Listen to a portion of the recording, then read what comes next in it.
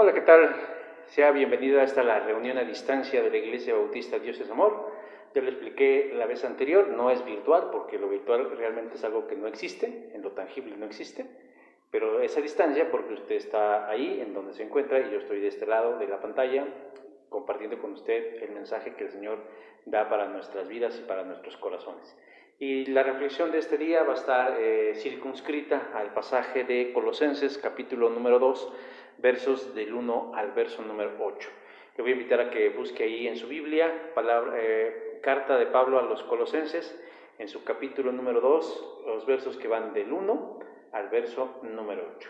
Yo voy a hacer la lectura de esta porción de la Escritura, sígala usted con su vista, y bueno, sobre esto va a versar la exposición de este día, y dice así: porque quiero que sepáis cuán grande lucha sostengo por vosotros y por los que están en la Odisea, y por todos los que nunca han visto mi rostro, para que sean consolados sus corazones, unidos en amor, hasta alcanzar todas las riquezas de pleno entendimiento, a fin de conocer el misterio de Dios, el Padre y de Cristo, en quien están escondidos todos los tesoros de la sabiduría y del conocimiento. Y esto lo digo para que nadie os engañe con palabras persuasivas, porque aunque estoy ausente en cuerpo, no obstante en espíritu estoy con vosotros, gozándome y mirando vuestro buen orden y la firmeza de vuestra fe en Cristo. Por tanto, de la manera que habéis recibido al Señor Jesucristo, andad en Él, arraigados y sobreedificados en Él, y confirmados en la fe, así como habéis sido enseñados, abundando en acciones de gracias. Mirad que nadie os engañe por medio de filosofías y huecas sutilezas, según las tradiciones de los hombres, conforme a los rudimentos del mundo y no según Cristo.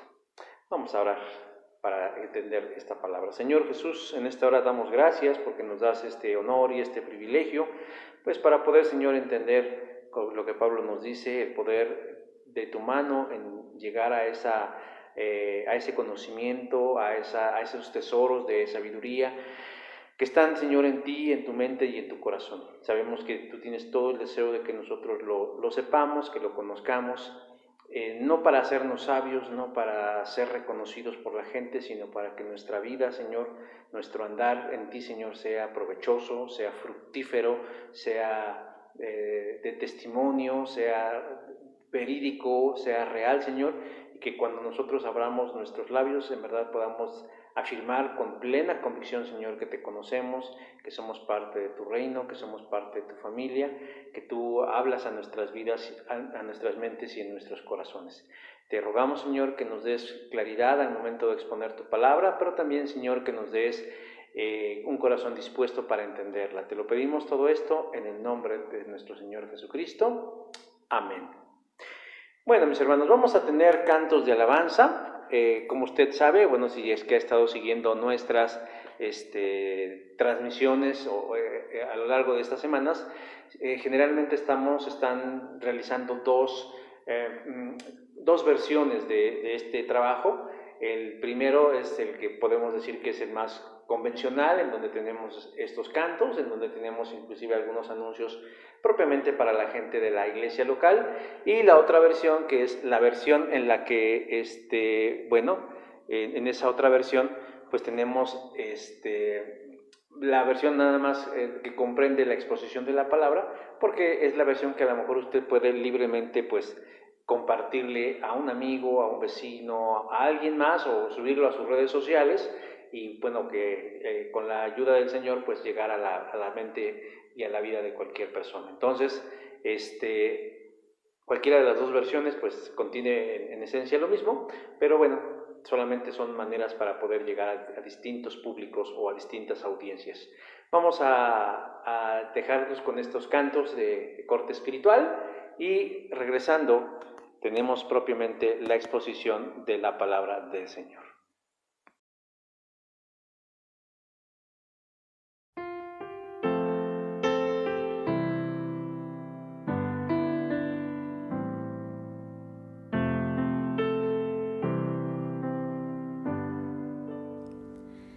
Que todo lo que soy bendiga al Señor, su nombre santo es.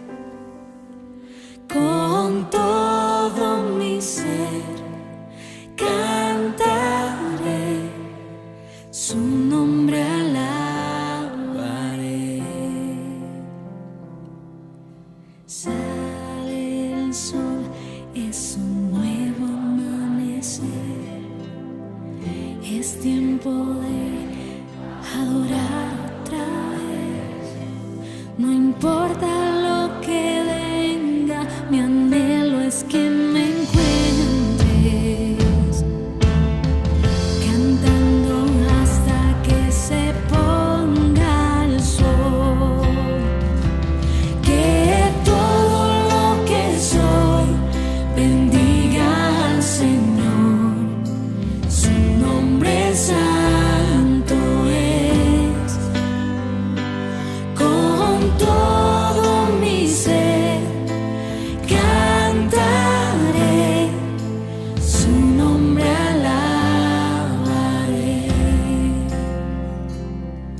Tu amor es grande, eres paciente y bondadoso es tu corazón.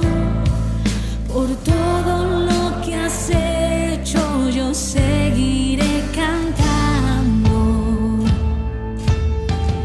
10,000 razones para alabar. Que todo lo que soy bendiga al Señor. Su nombre santo es. Con todo mi ser cantaré, su nombre alabaré.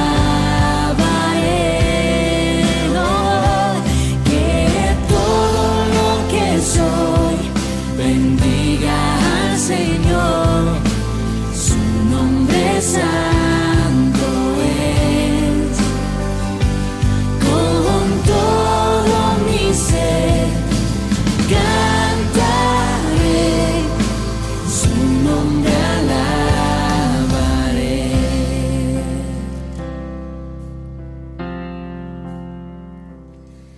Y en ese día, cuando ya no tenga fuerzas y se acerque ya el final, aún así te seguiré cantando por 10,000 años y la eternidad.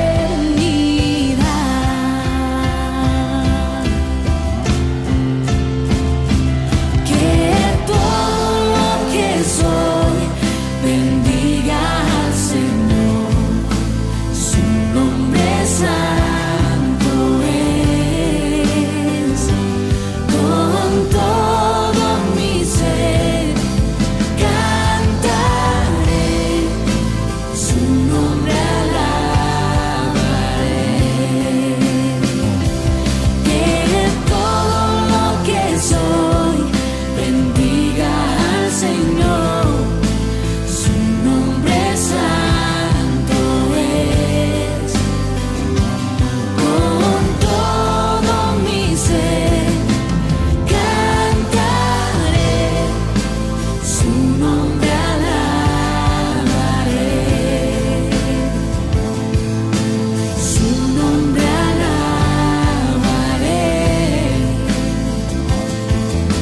Su nombre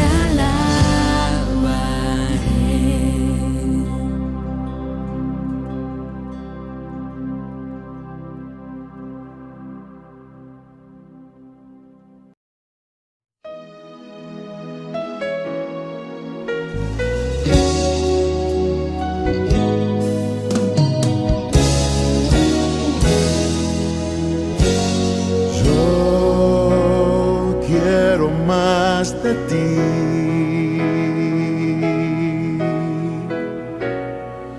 Y habitar en tu presencia, menguar para que crezcas tú y cada día seré más como tú. Si yo quiero más de ti,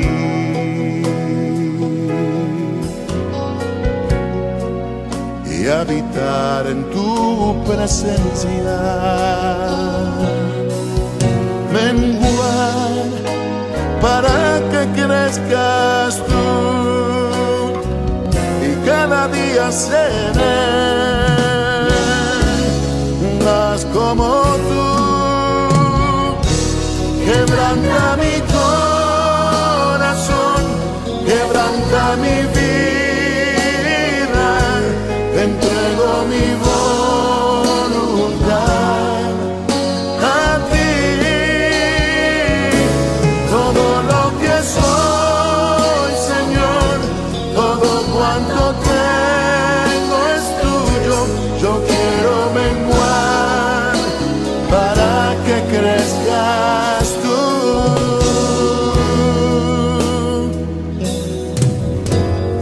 Yo quiero más de ti,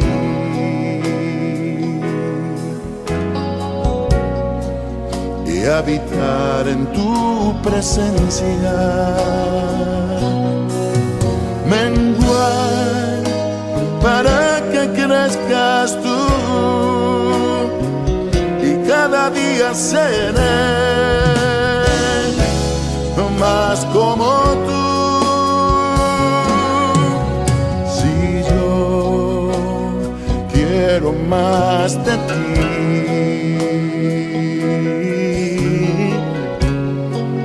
y habitar en tu presencia, menguar para que crezcas tú, y cada día seré más como tú. Quebranta mi corazón, quebranta mi vida, te entrego mi voluntad a ti. Todo lo que soy, Señor, todo cuanto tengo es tuyo. Yo quiero menguar para que crezcas tú. Quebranta mi corazón,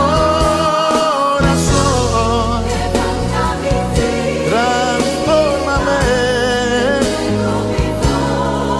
a ti, Señor, solo a ti.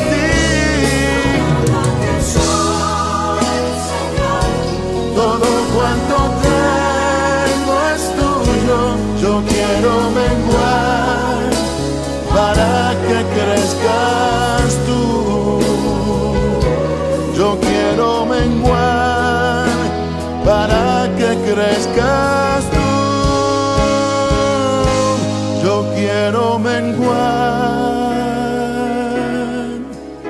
para que crezcas tú, Jesús.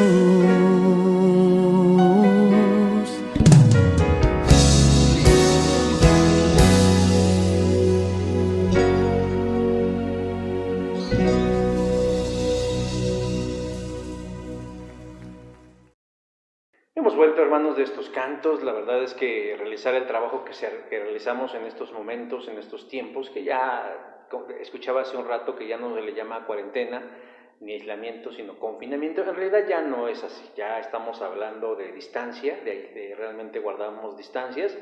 Y bueno, estamos nosotros en lo particular, antes ya de entrar de lleno a propiamente la exposición, solamente decirle que estamos a semanas, a días de poder volver a tener nuestras reuniones, para lo cual el Señor pues quiere usarlo, y yo le animo a que usted se ponga en contacto con nosotros a través de nuestras distintas redes sociales, preguntándonos de qué manera puede ayudar. Estamos haciendo algunas adecuaciones, algunas modificaciones, se están avanzando en algunos trabajos, pues para que podamos tener ciertas condiciones idóneas y poder regresar con mayor seguridad, pues, para la cuestión de evitar los contagios y la propagación de todo esto. Pero yo creo que lo esencial, mi hermano o mi hermana, en esto es la responsabilidad de cada uno de nosotros. La verdad es que yo siempre he pensado que si alguien se asume o se reconoce con algún signo de enfermedad de origen infeccioso, sea un virus o sea una bacteria, y lo estamos excretando a través de una tos, a través de mucosidad, a través de cualquiera de estos mecanismos,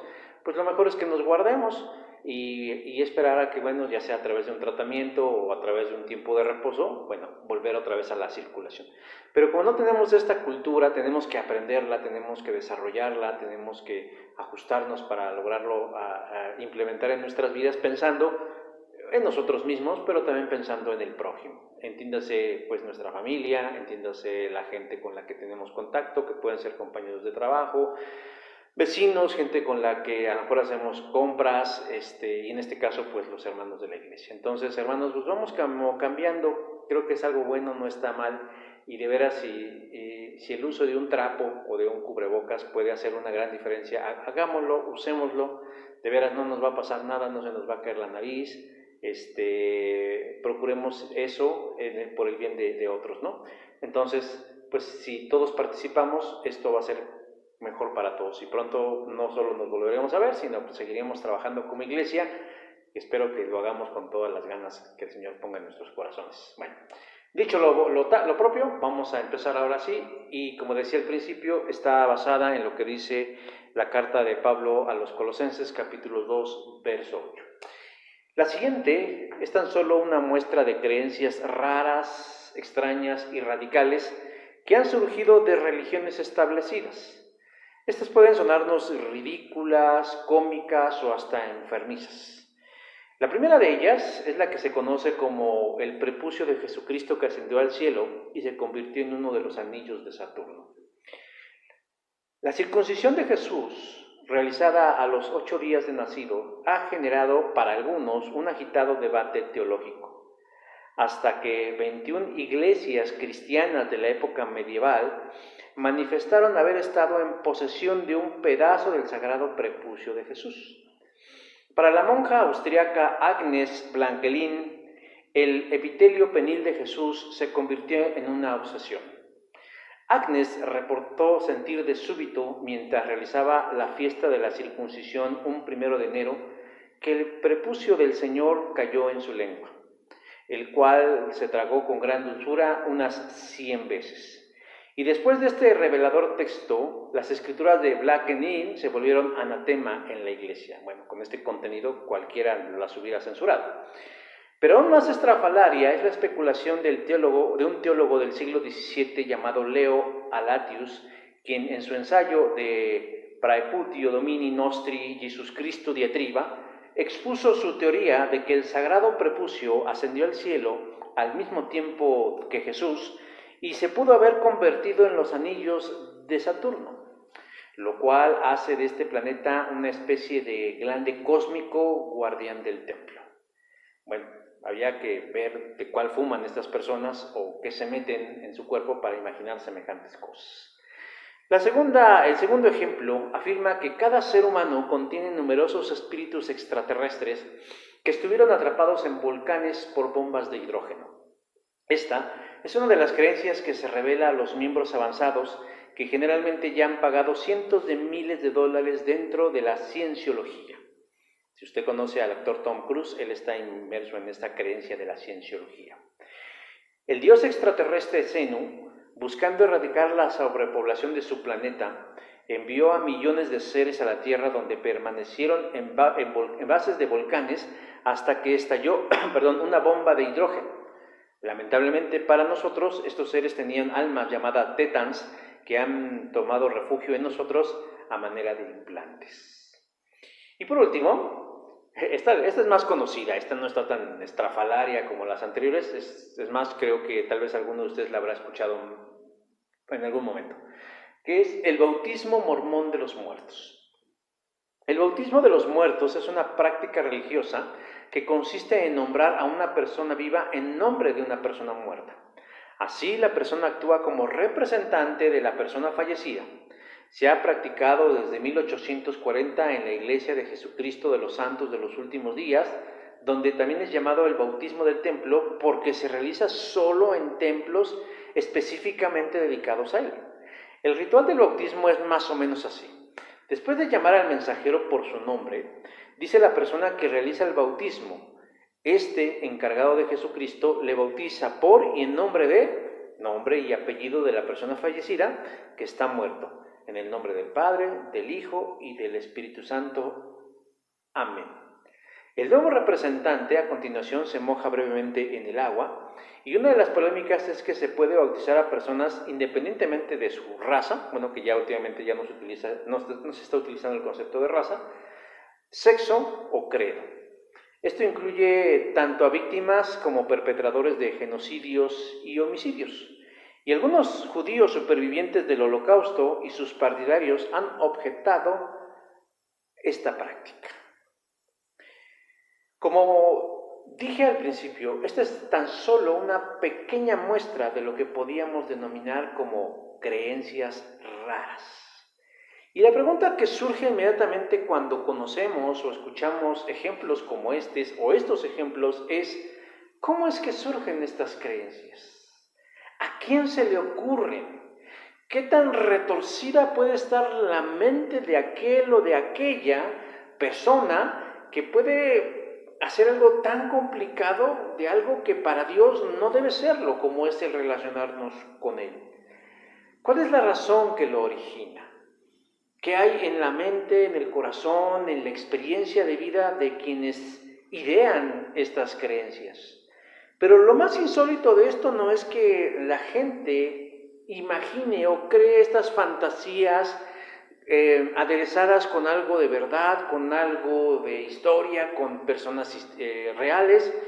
La idea no es maravillarnos de eso, sino lo insólito es que haya personas que secunden y respalden estas creencias con su fe y confianza, convirtiéndose en adeptos de semejantes enseñanzas bizarras. Desde siempre el ser humano ha buscado la manera no solo de vincularse con lo sagrado, sino también ha buscado la manera de explicarse las cosas ante lo divino. Eso es parte de la antropología teológica, el ser humano buscando respuestas. ¿Quién soy? ¿Por qué soy así? ¿Qué estoy haciendo aquí? ¿Quién me puso? Y etcétera, etcétera, etcétera. Esta curiosidad lo ha llevado a internarse en caminos no solo inexplorados, sino además obscuros, que sin lugar a duda los ha extraviado cada vez más y más y más. Pablo no es el fundador de la iglesia en Colosas. Epafras es su fundador y pastor. Y se sabe que Epafras se convirtió a la fe en Jesús precisamente por la predicación de Pablo. Convertido, llegó a Colosas y fundó una iglesia en donde la gente que la compone tenía trasfondo tanto judío como gentil. Es decir, personas que no tenían un antecedente judío. De estos últimos, cuando llegan a la iglesia, como muchos de nosotros, llevan consigo un bagaje de creencias y enseñanzas extrañas, fruto de la vida pagana que han llevado. Muchos comienzan el proceso a desaprender lo viejo, a desaprender las viejas maneras de pensar y de vivir y de actuar. Y entre esas cosas que tienen o que tenemos que dejar de desaprender son a veces creencias irracionales y aprender lo que es verdadero, lo que nos dice el Dios de la Biblia. Sin embargo, hay algunos motivos oscuros y algunos intereses que no sé cuáles son, pero personas que niegan a sujetarse a la verdad del Evangelio comienzan a mezclar su nueva fe en Jesús con elementos que ya traían o que encuentran en el camino, dando como resultado una creencia rara, por llamarlo de la mejor manera. Esto no ha cambiado. El cristianismo a lo largo de su historia y hoy en día sigue enfrentando el peligro de los falsos maestros, de los herejes, que buscan desviar de la fe auténtica, verdadera y genuina de los hijos de Dios para conducirlos a engaños, haciéndoles creer que es verdad. De antemano sabemos que el diablo está detrás de todo esto. Y sin saberlo, quienes comienzan a querer cambiar los fundamentos, se convierten en sus instrumentos. Pablo dice claramente en este pasaje el propósito de su carta, para que nadie os engañe con palabras persuasivas.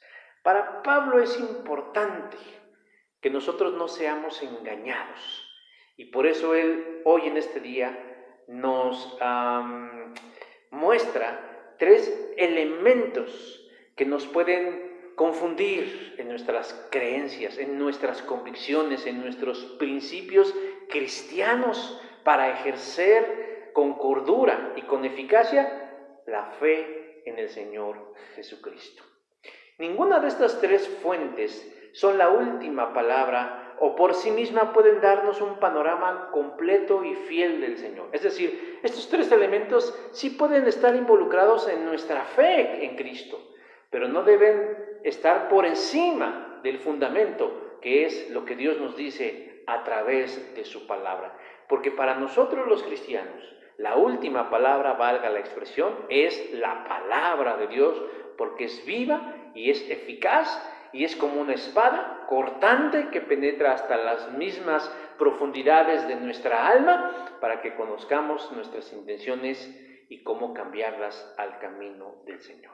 Yo quiero que hoy brevemente exploremos estos 3 campos que a veces se utiliza el enemigo y los falsos maestros o los confundidos maestros para empezar a formar en nosotros una creencia rara, contraria y engañosa. ¿Cuál es el primer camino de ellos o el primer elemento de ellos? El primer elemento de ellos que nosotros vamos a encontrar hoy en este día es el intelecto, la razón y la lógica. Dice el verso número 8, nadie os engañe por medio de filosofías. Decía desde el principio que Epafras es el pastor de la iglesia y emprende un viaje de más de 2,000 kilómetros a Roma, en donde Pablo está prisionero y le expone la situación que vive la iglesia. Por eso, Pablo se ve en la necesidad de escribirles, sin conocerlos personalmente, a los cristianos de Colosas y exhortarles a no caer en los engaños, porque son engaños las enseñanzas de algunos falsos maestros. Epafras ha desarrollado un trabajo diligente y efectivo en las personas de la congregación. Sin embargo, como dicen por ahí, nunca falta ya no se puede decir el negrito en el arroz, sino el arrocito quemado. La iglesia está en riesgo de una peligrosa herejía, la cual, como dicen algunos, está compuesta de 2 elementos fundamentales y es conocida como la herejía de los colosenses. Se dice que es ahí donde empezó esta filosofía conocida como el gnosticismo. No sabemos si realmente ahí surgió el gnosticismo, que es una filosofía mezclada con pensamientos griegos, con pensamientos paganos, etc. Pero lo que sí sabemos es que alguien de pronto empezó a circular en la iglesia esta falsa filosofía de los griegos mezclada con el legalismo ceremonial judío. ¿En qué consiste o en qué consistía? Bueno, consiste porque sigue existiendo el gnosticismo.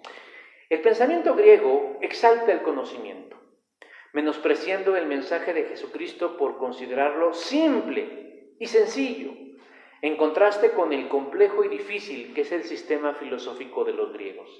Además, ellos consideraban a Cristo como insuficiente para otorgarle al ser humano o a la humanidad la salvación de su alma, y que para ello era necesario complementarla, aderezándola con un amplio, profundo y exhaustivo conocimiento. Es decir, para ellos ser salvo no era únicamente un acto de fe, sino que debía llevar consigo un acto de estudio profundo, amplio y exhaustivo, de conocimiento, del ejercicio de la mente, de la razón y de la lógica.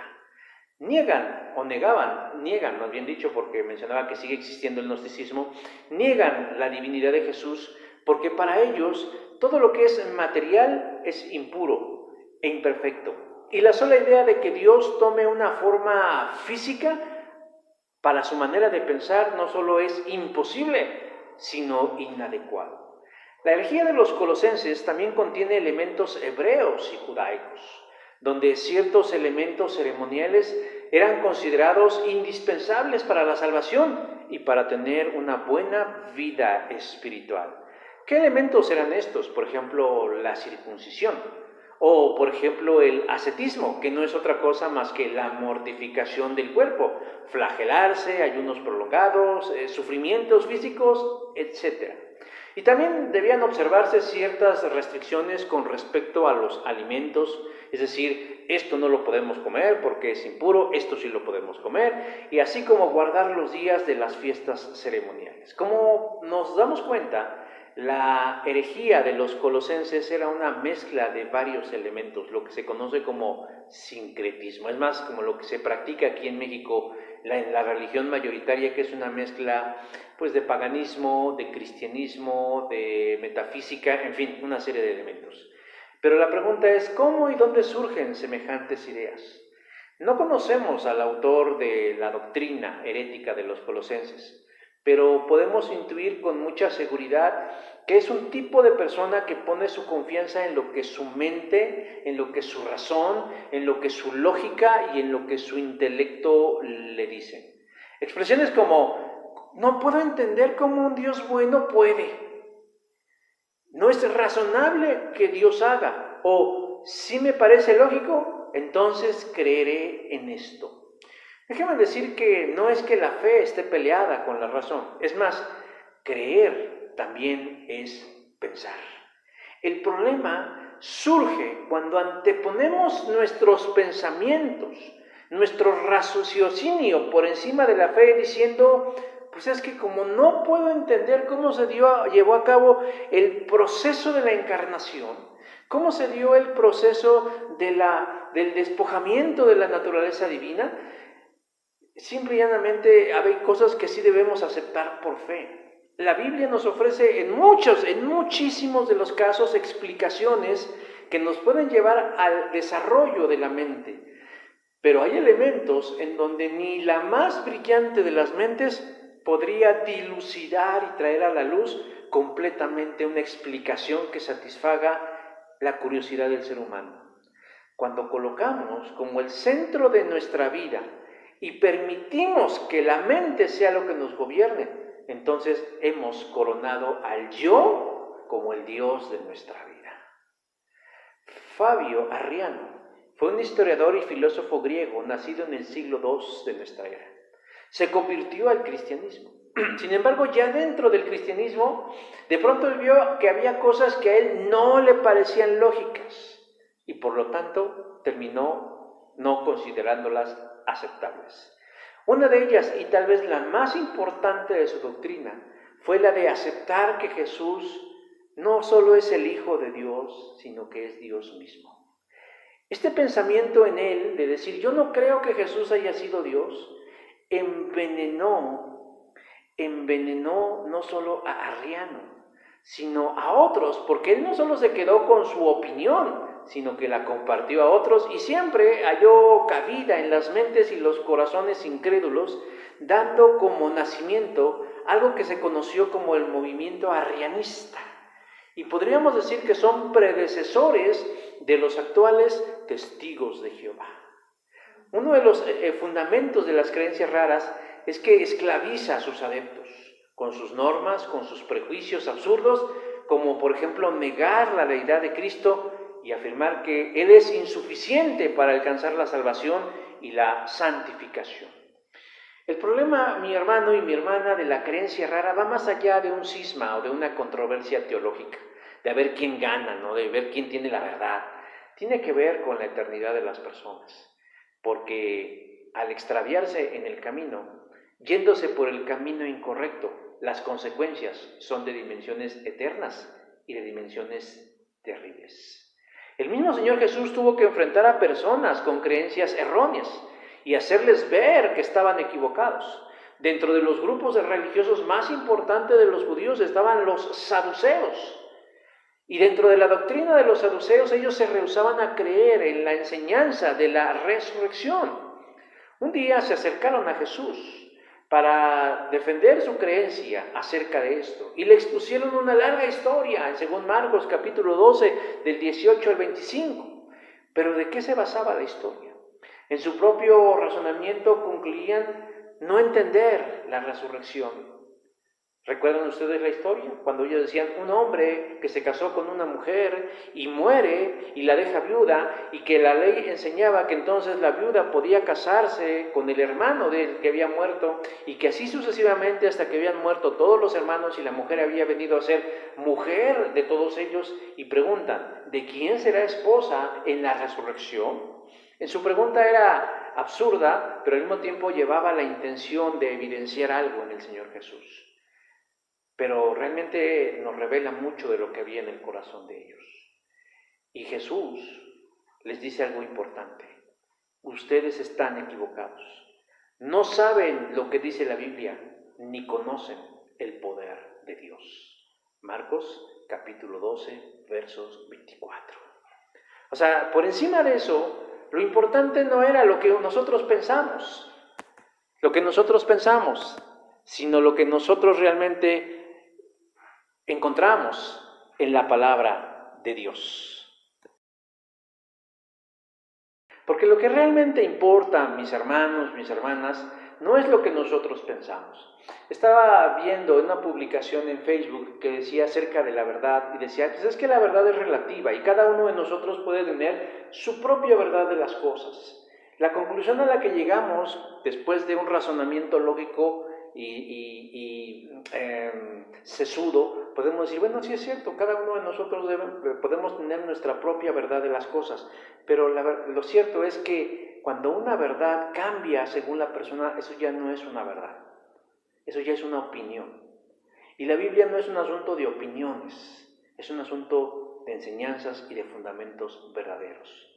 La sabiduría con la que se interpreta la Biblia no es humana. No voy a negar que hay grandes estudiosos y grandes eruditos que toman la Escritura y pueden descubrir cosas que uno, a lo mejor en su media lengua, no descubriría en una lectura superficial. Pero lo importante es que lo que lo salva al ser humano no es su conocimiento, sino su relación con Dios. Y si nosotros podemos entender el mensaje de la palabra, es a través del Espíritu Santo. Es a través de Dios quien nos revela y nos lo muestra, como fue el caso de Pedro cuando Jesús le dijo, ¿y quién dicen los demás que soy yo? Y Pedro dijo, tú eres el Cristo, el Hijo del Dios viviente. Y Jesús resaltó eso diciendo, Pedro, hijo de Simón, esto no te lo reveló ni carne ni sangre, sino mi Padre que está en los cielos. Lo que quiero acotar al final es que la mente, los pensamientos, la razón y la lógica no son lo único con lo que nosotros debemos establecer nuestros principios en Cristo. Pero tampoco, mi hermano, tenemos que caer en el error de decir que la fe tiene que ser irracional, es decir, sin pensar. La fe en Jesús siempre nos ofrece una explicación que debe ser vista a la luz del discernimiento espiritual y no del pensamiento de la gente. El problema radica y comienza cuando damos por concluyente que lo que mi cabeza me dice, eso es la verdad, cuando no es así. El segundo elemento que nos puede conducir a una creencia rara son las experiencias y las visiones. Verso número 8 que dice que nadie os engañe conforme a los rudimentos del mundo. En la noche del 21 de septiembre de 1823 habla el profeta José Smith. Me puse a orar pidiéndole a Dios Todopoderoso, encontrándome así. En el acto de suplicar a Dios, vi que se apareció una luz en mi cuarto y que siguió aumentando hasta que la habitación quedó más iluminada que el mediodía. Cuando repentinamente apareció un personaje al lado de mi cama, de pie en el aire, porque sus pies no tocaban el suelo. Me llamó por mi nombre y me dijo que era un mensajero enviado de la presencia de Dios y que se llamaba Moroni. Que Dios tenía una obra para mí y que en todas las naciones, tribus y lenguas se tomaría mi nombre para bien o para mal. Bajo esta experiencia, se vio inicio a lo que conocemos como la Iglesia de Jesucristo de los Santos de los Últimos Días, es decir, la Iglesia mormona. Una de las sectas pseudo-cristianas más importantes que existe.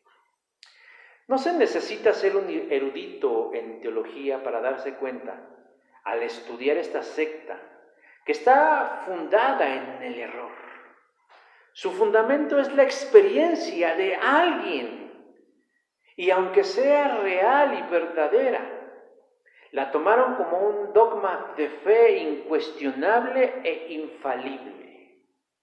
Sin embargo, cuando se compara o la pasamos, la doctrina mormona por el tamiz de la Biblia, encontramos un sinfín de errores, de herejías y de falsas enseñanzas. Pues el propósito de esta religión, según ellos, es reformar la iglesia que ha caído en rebeldía, en corrupción y en pecado. Y que por ello era pertinente levantar un nuevo profeta a la altura de Moisés, que en este caso era el señor Smith, y crear o formar otro testamento de Jesús que se conoce como el Libro de Mormón. Pero como dije al principio, esto no es nuevo. En la iglesia de Colosas, que está siendo amenazada, aún con las mejores intenciones, porque aquí no estamos hablando de buenas o malas intenciones, puede haber gente bien intencionada pero equivocada. En la iglesia de Colosas también existía ese riesgo, en donde las experiencias de algunos que habían visto o escuchado cosas novedosas que les eran reveladas según ellos, a Dios en una nueva forma. Algunos habían tenido experiencias con ángeles al punto de olvidar lo más importante y empezar a rendirle honores. Si no, vea usted el verso 18 del capítulo 2 que dice, gente que adora a los ángeles. Cuando alguien ha tenido una experiencia significativa, esta puede ser real o falsa. Porque aún el diablo puede falsificar las visiones celestiales. Y puede llegar a ser de tal impacto que marca la vida de quien la vive. Pero además no quieren quedárselas para sí mismos, sino que buscan compartirlas con otros. Y siempre encontrarán tierra fértil en los confundidos. Y lo hacen con la ingenua intención o en el afán de presumir, porque se creen más espirituales, ya que han tenido una visión o una experiencia espiritual superior que los convierte por encima de los demás. Por ello, confiar o hacer de la experiencia el todo de la fe es riesgoso. Cuando alguien ha tenido una experiencia de una naturaleza espiritual, se siente tocado por Dios, se siente especial y se siente superior y empieza a alardear con otros diciendo, es que yo vi un ángel, es que yo vi una luz, es que yo escuché una voz, es que yo puedo hacer esto con las manos y un sinfín de cosas que pueden surgir. Pero como decía al principio, el problema es que muchas veces confiar o hacer de la experiencia el todo de nuestro andar en Cristo es riesgoso. Lo primero que tenemos que hacer es que hay que evaluar bien la experiencia para verificar si procede de Dios. Primera de Juan 4:1 dice, no creáis a todo espíritu, sino probad los espíritus si son de Dios, porque muchos falsos profetas han salido por el mundo. Una señal que no nos da lugar al error de que una experiencia viene de parte de Dios es que está respaldada y de acuerdo al contexto de las Escrituras. Pero si contradice o añade a la Biblia algo, podemos afirmar categóricamente que no es de Dios, sin importar cuán impresionante sea. Pablo dice cómo debemos considerar a aquellos que buscan cambiar el sentido del Evangelio. Él le dijo a los colosenses, si alguien viene y les dice que el mensaje de la buena noticia es diferente del que nosotros les hemos anunciado, yo le pido a Dios que lo castigue, no importa si es un ángel del cielo o alguno de nosotros. Gálatas 1, verso 8. Muchas veces podemos escuchar a gente que dice, Dios me habló. Y a veces lo que esa persona dice que Dios le habló es contrario a lo que la Biblia enseña. Luego entonces concluimos que no procede de Dios. Si alguien viene y dice, Dios me reveló una verdad nueva, pongámosla en duda. ¿Sabe por qué? Porque nosotros ya no tenemos necesidad de revelación nueva, porque la tenemos completa en la Biblia. Porque la Biblia nos habla del principio y nos habla del fin. Y el máximo de la revelación se llama Jesucristo. Muchas de las experiencias espirituales son falsas, no provienen de Dios, porque niegan o contradicen lo dicho por Jesús en su palabra. Por Jesús en su palabra. Si esa visión, si esa experiencia no apunta a la persona de Cristo, sino a un ángel o a otra persona o a otra cosa, no proviene de Dios. Somos exhortados a no dejarnos llevar por visiones extraordinarias y echar por tierra todo a causa de una simple experiencia. Ahora, al igual que el intelecto, tener una experiencia no es malo. No es malo tener experiencias, no es malo de pronto orar y decir, caray, yo sentí que alguien me tocaba el hombro. No es malo de pronto decir, yo estaba orando y sentir cómo el Espíritu me inundaba. No es malo decir que yo oré por alguien y sanó de una enfermedad, o que yo estaba en una situación grave y le pedí al Señor y milagrosamente salí adelante. Eso no es malo, hermanos. Sobre todo cuando viene de parte de Dios y cuando el resultado es darle la gloria a Dios. Es más, déjeme decir que las experiencias fortalecen la fe y nos perfilan mejor nuestra confianza, porque pues no todo es conocimiento, sino también es vivencia, porque creemos en un Dios sobrenatural. El problema radica en cuando le damos un lugar preeminente a la experiencia por encima de otros elementos más contundentes, como decía hace un rato, como la palabra de Dios. Y creemos que lo que hemos visto, oído y escuchado es superior. Este fenómeno lo vemos muy frecuentemente en las iglesias de corte neopentecostal. En muchos de los casos, estas experiencias dividen más que unificar, porque quien la vive, quien la experimenta, valga la expresión, y alardea de ella, anima a los demás a tener experiencias. Y cuando esos invitados o oyentes no logran tener una experiencia de índole espiritual, son considerados como cristianos de segunda o con pecados ocultos. Muchos son los testimonios de cómo una visión o una experiencia nueva, cuando llega a la iglesia, inmediatamente busca adeptos. Y a veces son absurdas, irracionales y sobre todo antibíblicas. Primero se tiene la experiencia y luego buscan justificaciones bíblicas, malinterpretando pasajes, sacándolo de su contexto, para poder entonces decir, es que la Biblia nos enseña acerca de esto. Y podríamos mencionar muchos ejemplos. Algunas de esas visiones o de esas, tan solo usted revisa en el internet, en YouTube, en Facebook, en estos lugares, usted va a ver un sinfín de cosas que rayan realmente en lo ridículo y en lo absurdo. Pueden parecernos inofensivos, porque ¿qué daño le puede hacer a un grupo de personas que anda brincando como chapulín? Pero la verdad es que cuando nosotros permitimos la entrada de algo perjudicial, le abrimos la puerta a cosas más graves. ¿Sabe usted cuál es el dilema de la marihuana? La marihuana, por ejemplo, no crea adicciones en las drogas. Dentro de las drogas podemos decir que la marihuana es la menos peor. No, así que es la de las mejores, no. Es la menos peor. ¿Por qué? Porque la marihuana, aunque favorece el desarrollo cognitivo y la creatividad y todas estas cosas, no crea adicciones. Su problema de la marihuana son dos, básicamente. El primero de ellos es que mata neuronas, y ese de por sí es grave. Pero el segundo de ellos es que la persona que inicia, es muy probable que al iniciar con una cosa como la marihuana, abra la puerta o la probabilidad a probar otro tipo de cosas que entonces sí le pueden crear adicciones. Ese es uno de los argumentos de aquellos que se oponen a la legalización del uso de la marihuana con fines recreativos.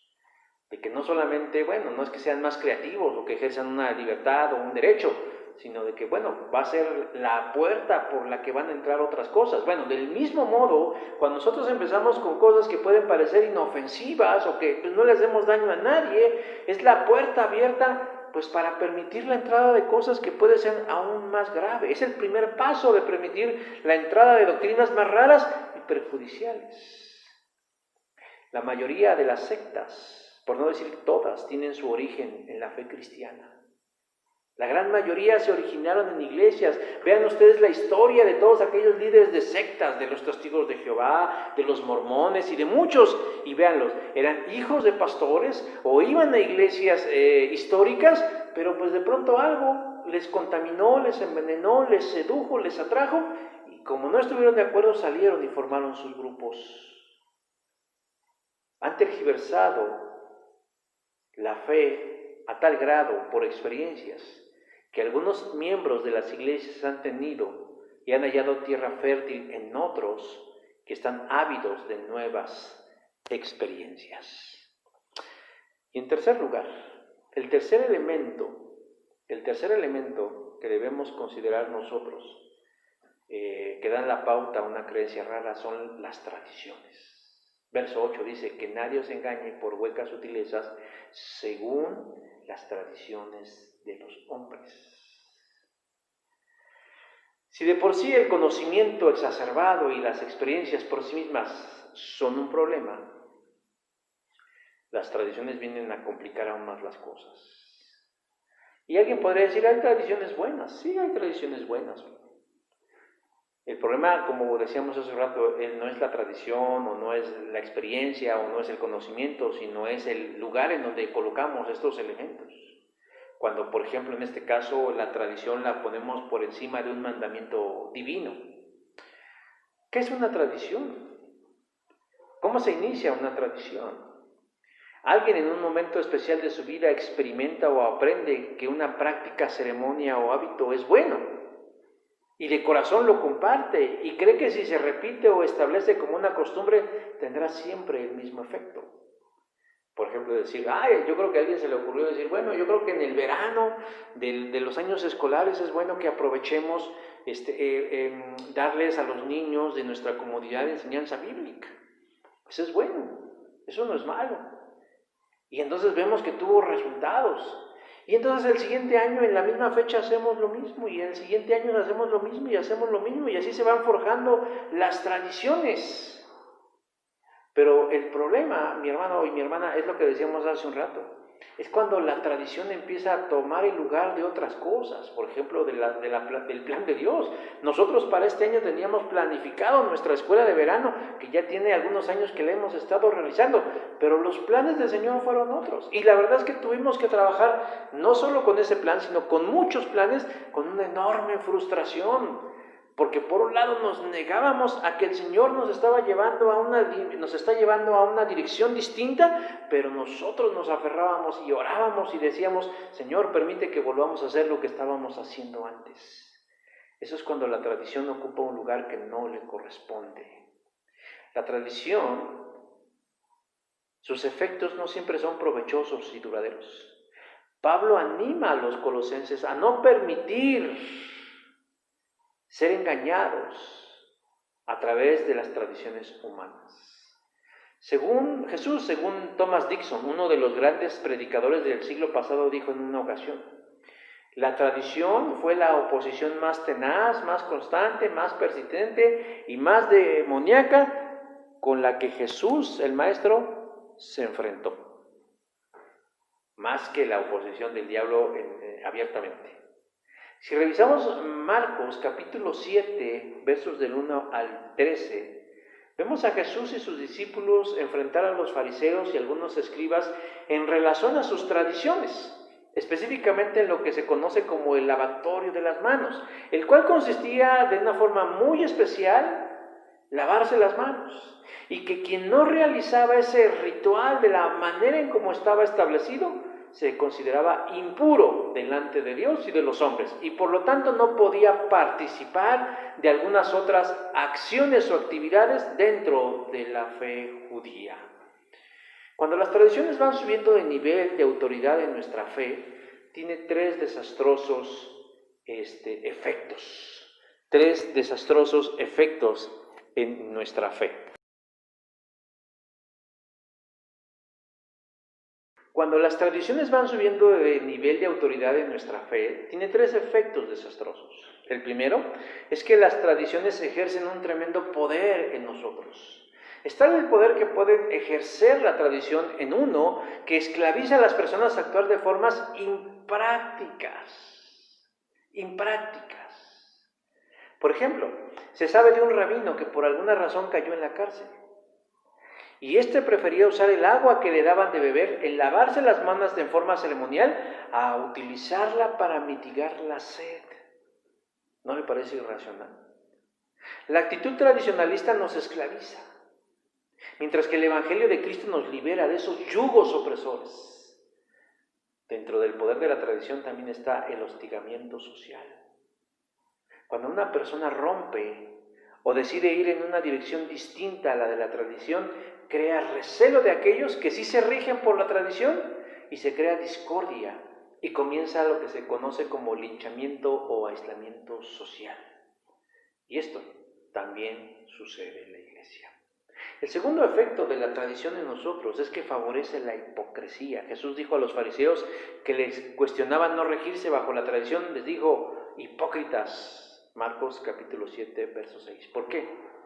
Porque la tradición iba enfocada a mostrarse social y grupalmente aceptable. Es decir, a la tierra que fueres, haz lo que vieres, aunque no creyeres en ello. Y mucha gente así hace. En el afán de pertenecer o de ser aceptado o de no tener broncas ni problemas con nadie, aunque yo sienta que lo que estoy haciendo está mal, termino sujetándome a la tradición del lugar en donde me encuentro.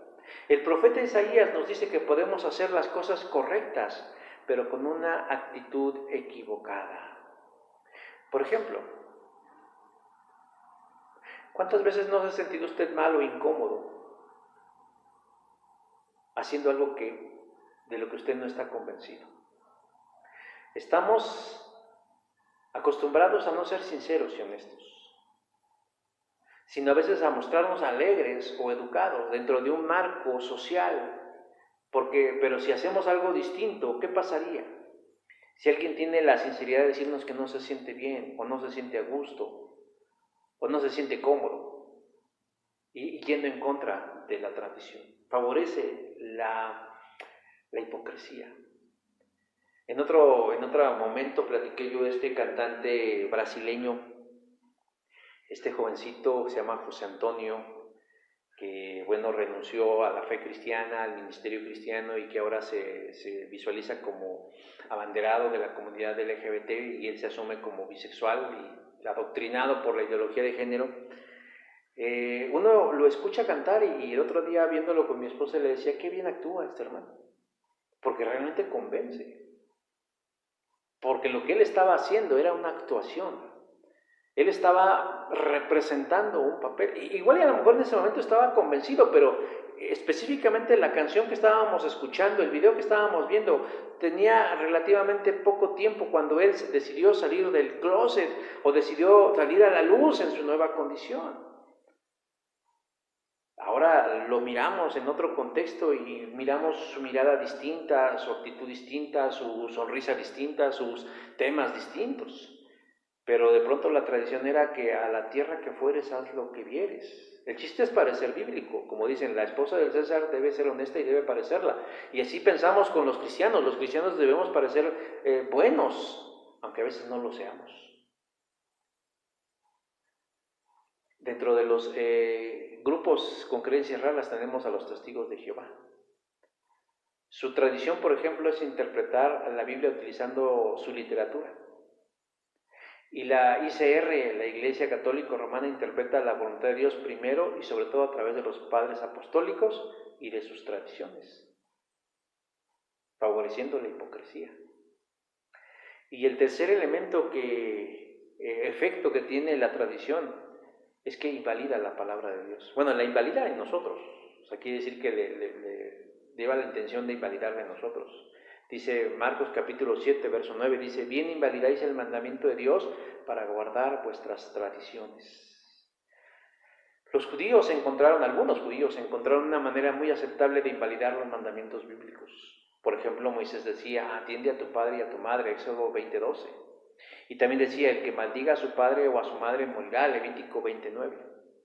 Pero había algunos judíos que crearon lo que se conoce como el corbán, que consistía en destinar al templo recursos financieros en lugar de destinarlos para sus padres en su vejez. Ese dinero que podía ser destinado para ayudar en una buena vejez a sus padres, ellos en lugar de darlo lo dedicaban según ello a Dios, pero en realidad lo usaban para sí mismos.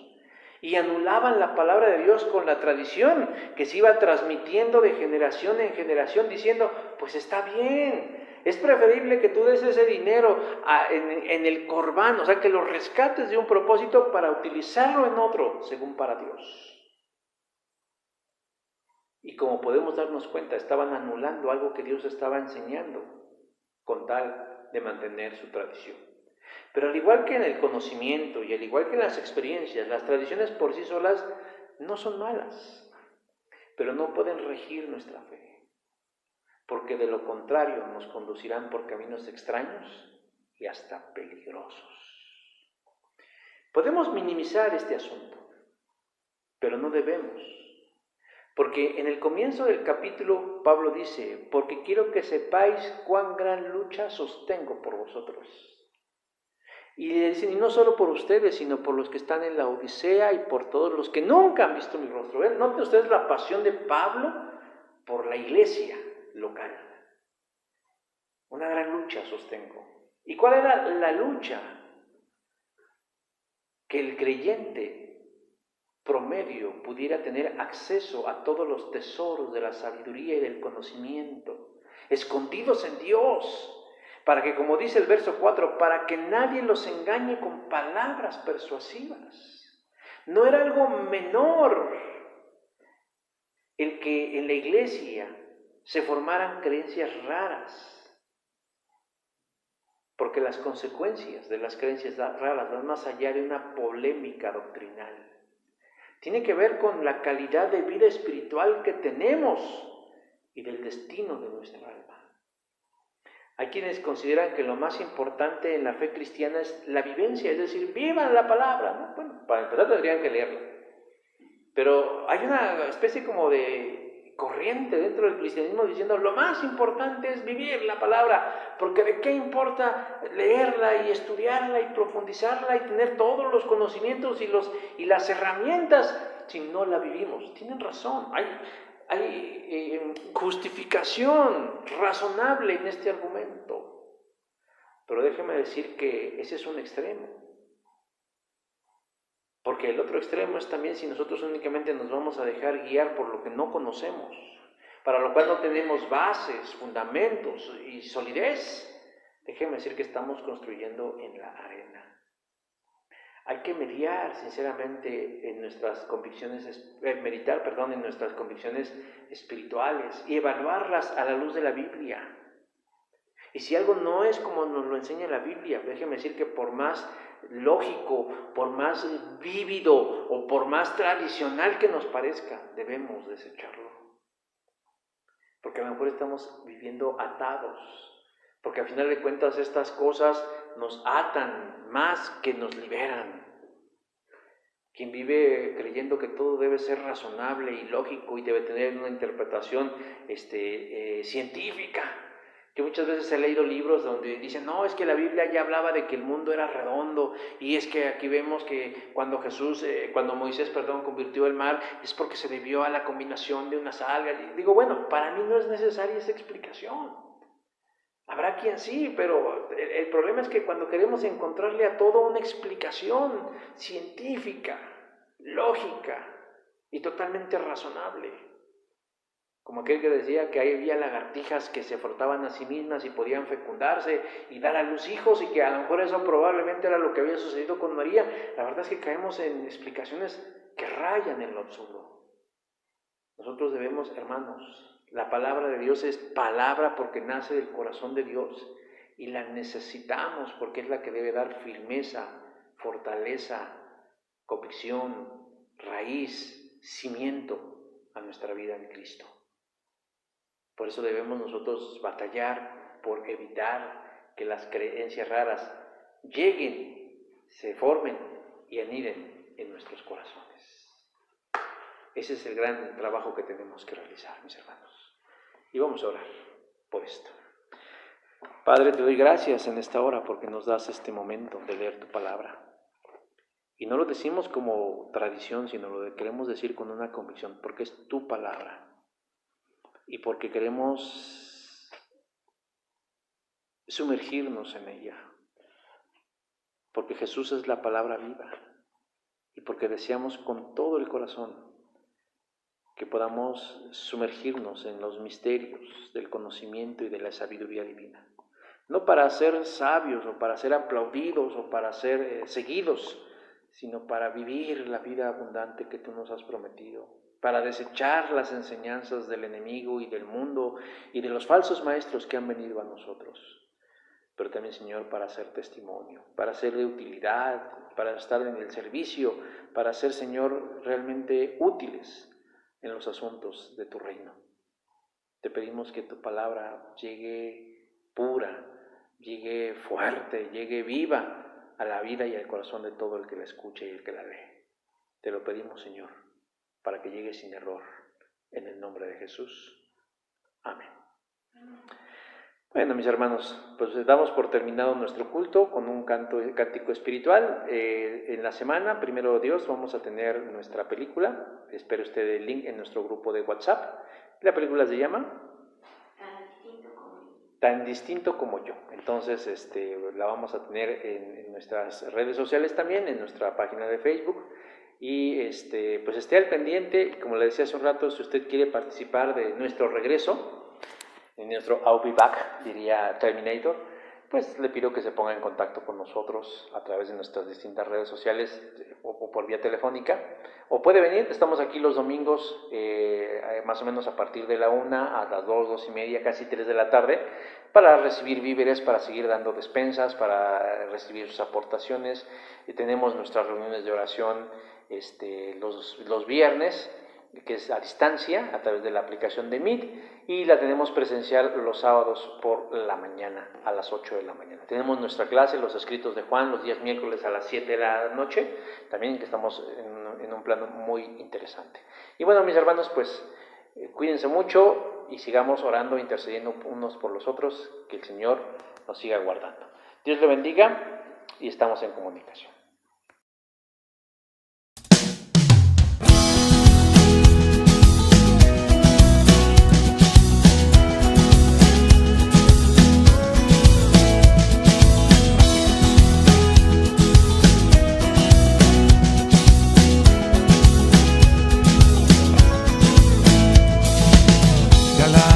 Señor, con todo lo que soy, bendeciré tu santo nombre. Mi ser recordará tu gracia y tu bondad, no olvidaré tus bendiciones.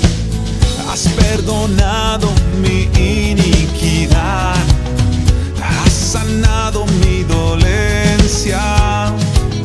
Tú rescataste mi vida del mal, me coronaste de amor.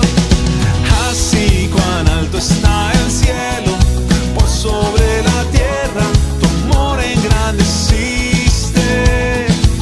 Así cuán lejos el oriente está del occidente, mis culpas alejaste. Compasivo has sido, Señor, lento para la ira y grande en amor.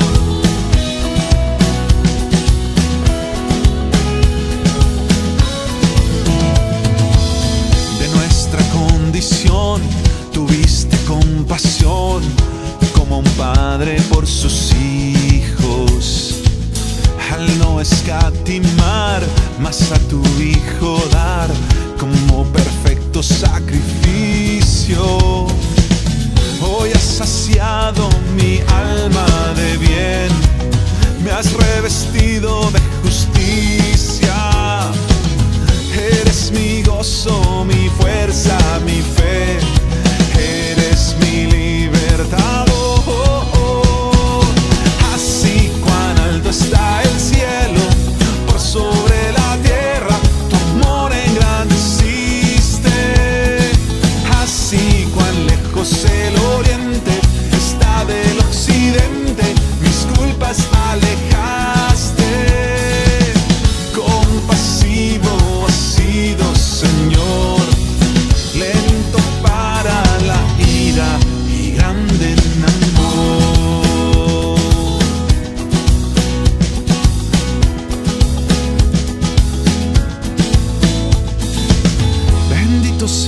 tu nombre, bendita sea tu gracia, bendito sea tu amor, Señor. Bendito sea tu nombre, bendita sea tu gracia, bendito sea tu amor, Señor. Bendito sea tu nombre, bendita sea tu gracia, bendito sea tu amor, Señor. Bendito sea tu nombre, bendita sea tu gracia, bendito sea tu amor, Señor. Así cuán alto está el cielo por sobre